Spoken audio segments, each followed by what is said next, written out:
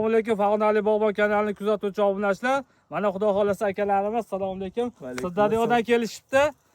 Bex ko'chatdan bog' qilishyapti Sirdaryoga. Xudo xolasa 1000 ga yaqin shtukidan berdi. Xudo xolasa mana keldi, o'rnidan ko'chirib qazib berdi aka. Ko'chatlar yaxshimi? Ko'rib, mana tanlab olib ketyapmiz. Xudo xolasa sizlar ham kelinglar, mana shu yerda svejiy ko'chirib beramiz. Qoraqalpoqdan, Buxorodan, Sirdaryodan, Toshkentdan juda ko'pchilik kelyapti.